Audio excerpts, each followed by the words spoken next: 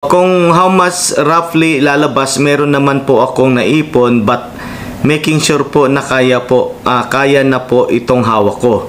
Good afternoon, magandang hapon o magandang araw sa lahat.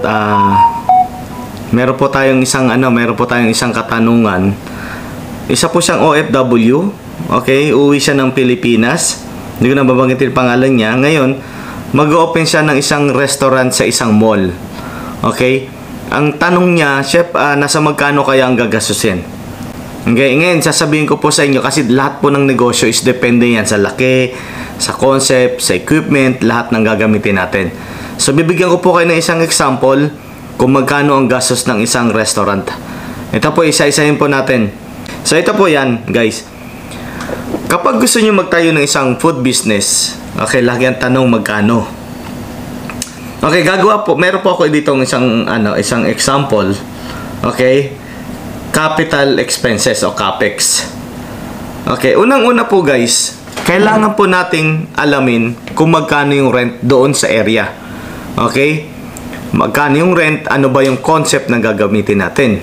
Okay? Unang-una yan, rent. Ang inalagay po lagi natin is 3 months. 3 months na rent dapat nakasama yan sa capital expenses. Bakit? Kasi hindi naman pag open nyo, doon mo kagad kukunin susunod na buwan, medyo magulo. Medyo mahihirapan yung operation. Okay? Second is, ano po yung equipment? Okay? Anong equipment ang kailangan natin sa concept na meron tayong restaurant? Okay? Tulad dito, meron ako ditong display fridge, okay? Soup tureen, bar drinks, okay, blender, microwave, oven, okay, burner. After po ng mga equipment, identify na natin mga equipment, pwede na tayong mag-canvas dyan sa mga supplier. Okay, so una, rent, equipment. Pangatlo is magkano ang kailangan nating initial stocks. Okay, initial stocks, ibig sabihin na pwede na nating makapag-operate ng at least 1 week na initial stocks. Kailangan po natin yan. So ano po ba yung mga initial stocks? Disposable spoon, tissue, gloves, lahat po ng pagkain, mga ingredients, toyo, suka, mantika, lahat po yan. So meron po tayong initial stocks at medyo malaki-laki po yan. Hindi po yan katulad ng pag magbubukas tayo is bibili lang tayo ng isang latang toyo, isang ganito, isang ganyan. So initial stock po yan for almost ako nag-initial stocks ako dapat at least 1 week. Okay, bakit po? Unang-una para at least hindi labas ng kung anong bili-bili sa supermarket. Kaya kailangan po ng initial stocks. Okay, sinasama po sa budget yan. Okay? So, pang-apat is yung fit out. Fit out. Ano pong ibig sabihin ng fit out? Yung magko-construction ng iyong kitchen. Tiles, drainage pipe, electrical, lahat yan. Okay? Bar section, ano ang wall, painting, kesame, lahat po yan may fit out. Okay? Ano po bang sinasama sa mga fit out? Bigyan ko po kayo ng isang example. Okay? Ang mga fit out po, yan po yung nagbibigay sila, mga contractor yan, nagbibigay sila ng mga quotation. So, pwede na po natin hingan yun. So, hindi pa tayo naggumagastos, alam na natin kung possible, magkano yung fit out, pwede rin natin tawaran. Okay? Yan, yung mga construction niya, pag-design ng mga interior, okay, kitchen, lahat yan. Second is, ano po ba yung, balikan natin equipment, okay? Balik tayo sa equipment. Equipment na kailangan natin palagi is yun. Yung mga stainless table, kasama po yan sa mga equipment kasi capital expenses po yan. Mga hand washing, griller, okay, cooking range, fryer, vegetable chiller, okay, salad bar, under counter chiller. Yan, kasama po yan sa mga equipment. Okay, kasunod po ng fit out. Kasunod po ng fit out natin is yung kailangan po natin ng minsan pang-decoration naman. Ano po ba yung pang-decoration? Minsan kahit tapos na. Hindi naman po kasama kasi sa fit out yung pang-decoration. Ano po yung mga yun? Mga nilalagay na sa mga table. Okay, nilalagay kung saan-saan dyan sa wall. Pang-design.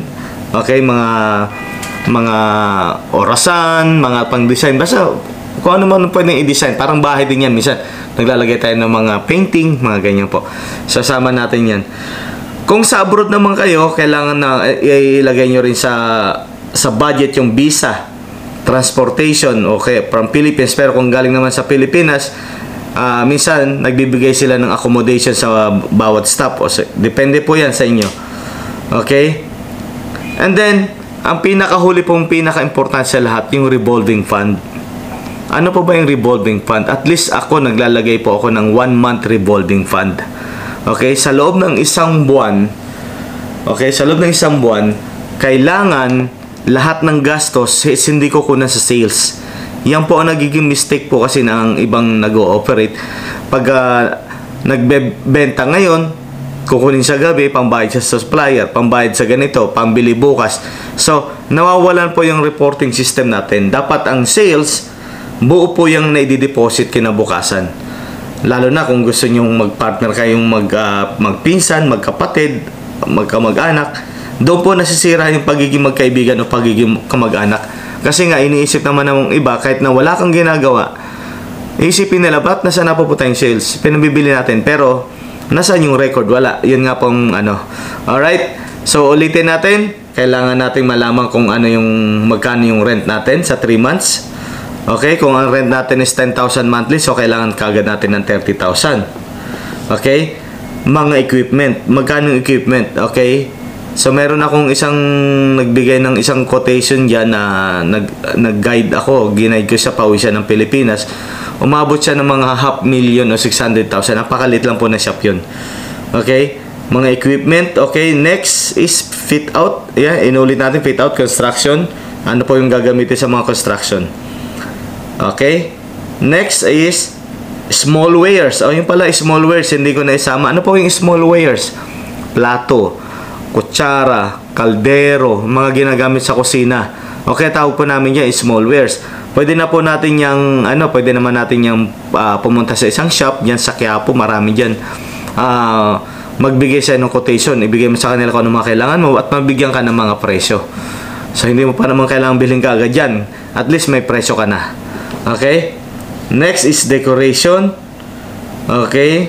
Yan, depende sa kung kailangan mo rin ng POS. And pinakahuli po yung revolving fund.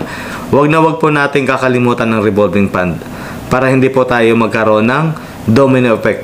Kasi sasabihin natin, sa benta na natin kukunin yung pang revolving fund, nagiging problema, nawawalan tayong pambayad sa rent, nawawalan tayong pambayad sa sweldo ng mga tao. Yan po yung mga nagiging mistake.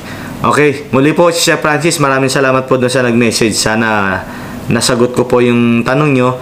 Hindi man direct lang amount, at least nag-guide ko kayo kung paano po tayo makakakuha ng exact amount para sa ating capital expenses o puhunan sa isang restaurant. Okay, maraming salamat po muli, Chef Francis. Bye-bye!